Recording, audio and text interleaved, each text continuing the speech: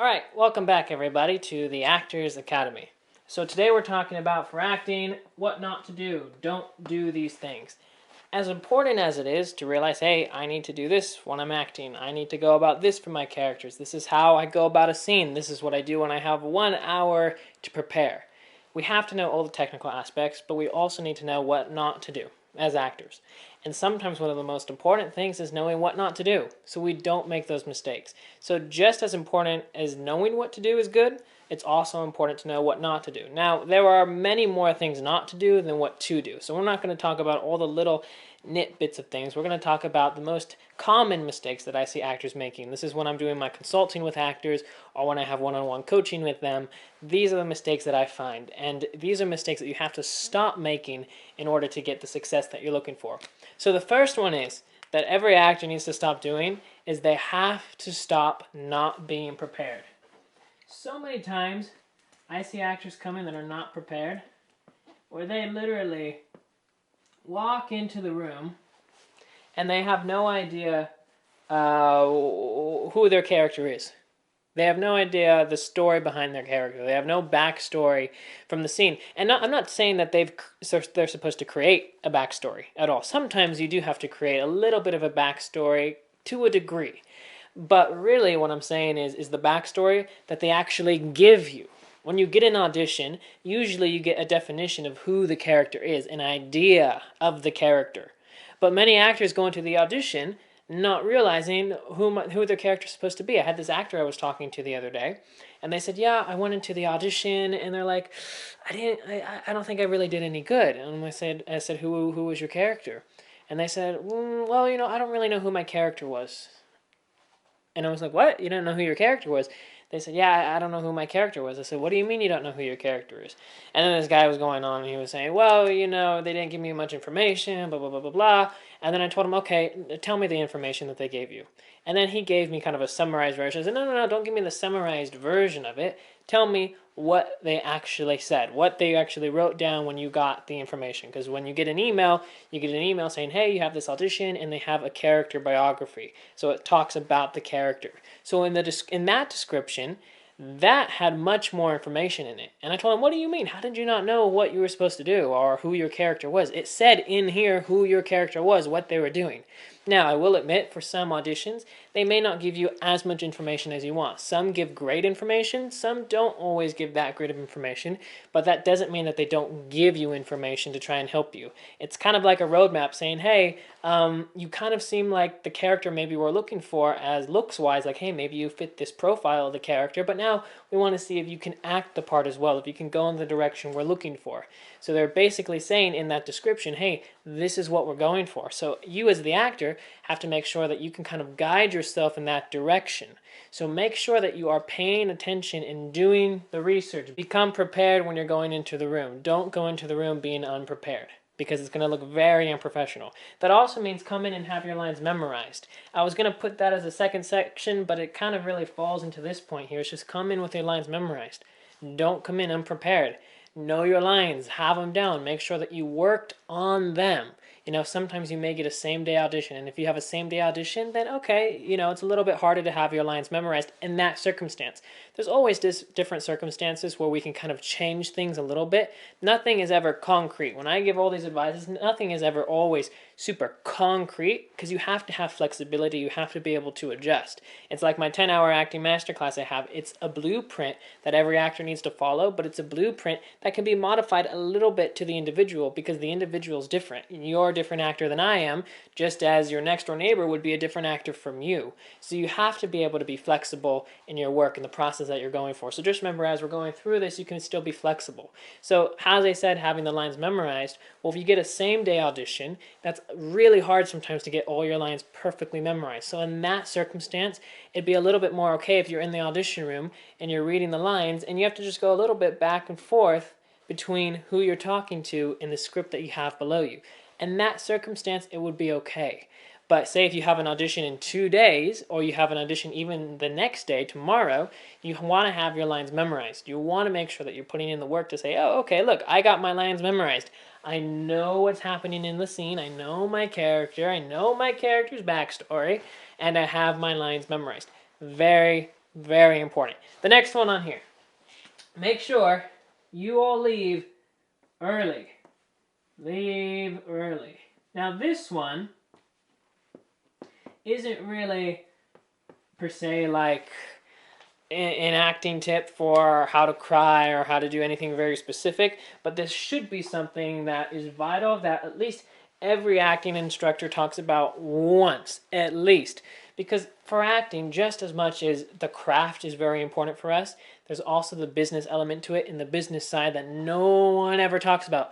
Ever. Why they don't ever talk about this, I have no idea. This is why I do my consulting for actors all the time, so they get this understanding that there's also the craft side of it, and there's the business side of it. You have to know, okay, these are the steps I should take to put myself in the best position. These are the things I should realize when I go to my auditions.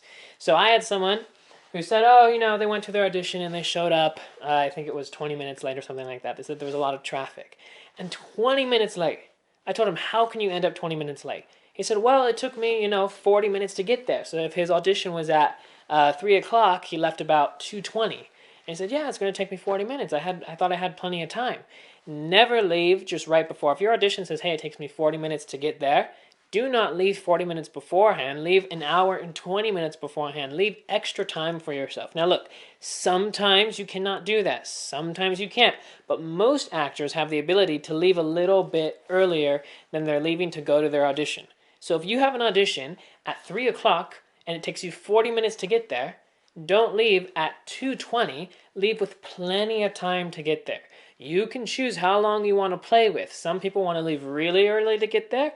Some people want to leave just early enough so they can get there. Some people want to leave right when they have to leave, that 40 minutes beforehand. And if you leave that 40 minutes beforehand, it puts yourself at a risk to showing up late. And just think about this as being a job interview. Anytime you're going to go and do an audition, it's basically a job interview. You're going, you're meeting with them, they're saying, hey, are you right for the job? Are you right for this part? But now you show up, and you have to sign in, by the way. You get out, they have a pen there. Sometimes it's electronic, so you sign in on their iPads. But they can track when you show up. So even if it's in pen, you try to fib it, and you say, oh, no, this is what time we really showed up at. You have a ton of people who showed up before you. And if someone showed up at, say, at 3:50, and you say that you showed up at 4:40 after them, and everyone else is going right at their times. You have people who showed up at 2:30, 2:35, 2:40. It goes on and on and on. You say you arrived at 2:40 when someone else before you arrived at 2:50, and then someone else before you arrived at 2:45, and someone else before that arrived at 2:42, and then someone arrived at 2:40. It doesn't work. It just doesn't. Don't try and fib it. If you do show up late, own up to it and write it down. But do yourself a favor and don't show up late. Leave early. Leave plenty of time for yourself. You don't want to show up to the audition and just be like, hey, I'm sorry, I'm late, blah, blah, blah. It looks bad on you. It also looks very bad on your agent. And your agent won't be happy if they realize, hey, my client showed up to this audition late. They're not going to, one, want to send you out for more auditions, and two, you do have a risk of getting dropped from that agency if it's something repetitive that you're doing. If you're late maybe one time, maybe that's okay for your agency-wise. Maybe it's okay. Not if it's like in the first week or two, because then they're going to see how unprofessional you are. But say, if you've been working with them for a year and you show up late to one audition, okay. But you show up late to like 3, 5, 10 auditions, they're not going to want to keep you anymore, and that's a way to get dropped from your agency. So be careful and make sure you leave early enough. Do not leave right when you think you're supposed to leave. Make sure you leave early enough. The next thing is, when you go there, do not be rude. Do not be rude. Because what happens is that actors go in and they think, I'm going to be super nice to the casting directors, and I won't be nice to anyone in the lobby. They don't consciously think this. They're not going into the room thinking, I'm going to be nice to them and not nice to anybody else. But they go in there and they have this attitude that they're going to be very kind when they meet the casting directors, but they don't really care about anyone else. So that means if the assistant's there, they may be kind of rude to the assistant. They may not be very polite to the person.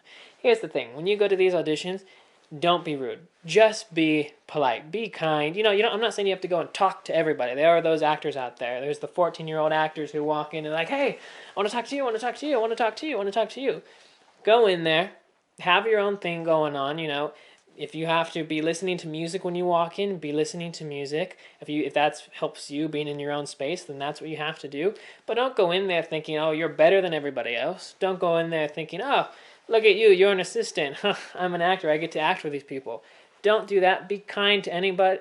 Be kind to everybody, and have genuine kindness. Don't fake it, because if you fake it, it's not going to seem real at all. So go in there with an honesty. All right, now the last point that I'm going to mention is the headshots.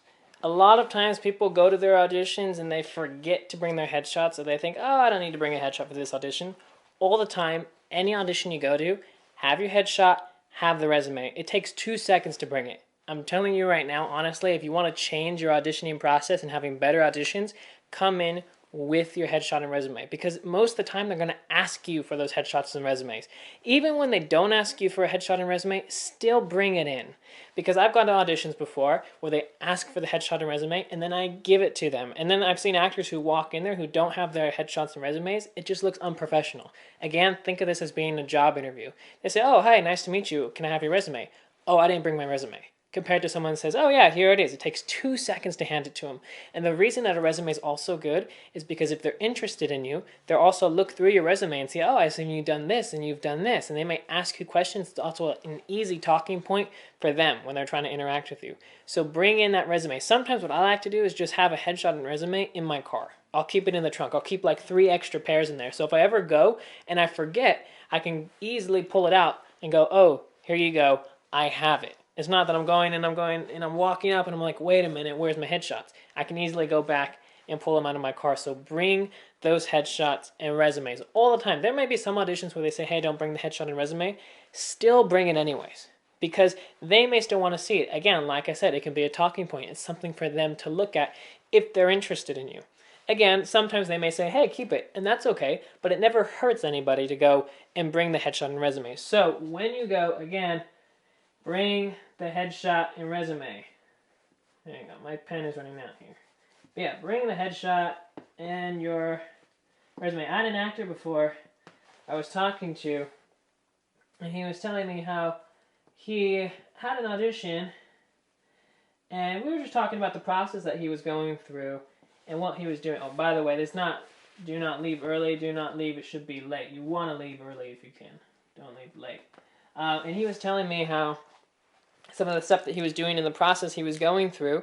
So we were just going step by step, and just the things that he can do that maybe benefit him or help him or to have an easier time when he goes through the audition process. This is through the consulting that I was having with him. And one of the things that he was forgetting a lot of the time was just his headshot and resume. This actor particularly, he realized the importance of a headshot and resume, just that it's better to have. It looks better on you if you can actually walk in and say, hey, here's my headshot and resume, just compared to not having it. It's not like the headshot and resume may be a huge game changer, but it does put a feather in your cap. It is helpful to you if you can bring it in compared to someone who doesn't bring it in. When you're going through these auditions, you just want to line up everything as best as you can. Because in this business, again, it's very hard to make it. It's like a roulette table. You're going through, you're hoping that, hey, maybe you can win, but you may not win. You may not, but you want to put yourself in the best position to achieve luck, the best position to get where you want to get to. So that means do everything you can to do the best work that you can put up. Do everything you can to be prepared, so you're realizing, hey, this is what not to do. This is what I shouldn't do. And so then you put everything together. Anyways, when I was talking with him, headshots and resumes was one of the things that he was forgetting to bring. He had a bunch of them at his house, but he would just forget to bring them because he's so rushed and he's thinking, oh, I need to do this, I need to do this. We had to work out different things for his preparation, how he got ready, but one of the things that I told him was for the headshot and resume, I said, yeah, have the bunch at your house, but always keep in your trunk. Just have 3 or 5 headshots, always at the ready. That way when you go to an audition, and if you don't have your headshot and resume, it's super easy to make sure you get it. Because when you're driving up, that's the time that usually we realize, oh wait, I forgot this. Sometimes you leave your house, you're like, I feel like I'm forgetting something, I don't know what it is. Then while you're driving and you're over halfway there, you realize, oh my gosh, I need the headshot and resume. If you just have it in your car, it makes it way, way easier for all of you. All right, so these are the main things that I see actors making problems with when they're going through their acting and they're going to their auditions. Now, there are much more that can be added to this list, much more. So now for all of you, what I'd like you to all do is write down some things that you have, suggestions that you have. Hey, some stuff that actors shouldn't do. This way it realizes for yourself that you realize some things that you shouldn't do as an actor going to an audition, but also anyone new coming to the channel watching these videos can go and also look in the comments and see, oh, look at this is what other people are saying. Yeah, that's right. I also shouldn't do this. I shouldn't do this. There are things that you can do to prepare. There are things that you can do to put yourself in the best position possible. Now, if you guys are also interested, I have a 10-hour acting masterclass. That, like I said earlier, is the blueprint to acting. It's what you need. It's what's vital for every single actor. It's a 10-hour comprehensive acting masterclass. There's nothing else like that, like it on the market. It's one of a kind. If you are interested in that, I'm going to leave it a link in the description below and also in the comment section. It takes 2 seconds to sign up if it's something you're interested in. But again, it's the blueprint that every actor is missing. It's also talking about how we get into characters, how we do our acting, how to come across through this business, what you need to do, the steps you need to take. Because most acting classes, they're trying to tell you, hey, this is what you have to do to get into your character. And most of the time, they're wrong. Most of the time, all the nonsense they try to teach you, hey, become this animal, become this tree, it doesn't work for you at all. If you have a class like that, just go and leave. But that's what a lot of acting classes will teach you. Things like that. Things that are unpractical that you want to stay away from. But they also don't tell you about the business side. What you have to do. What are the best ways to navigate through this business. Which the 10-hour comprehensive acting masterclass does teach you. So if you're interested in that, again, the link will be in the description below and in the comment section. And then again, if you like this video, make sure that you give it a thumbs up. Subscribe to the channel so you can be up to date with everything. Again, leave in the comment section below, what do you think? What are your opinions? What should you also not do when you go to your auditions? What are some things that you should leave out? What are some ways to have the best audition possible? All right, see you guys next time.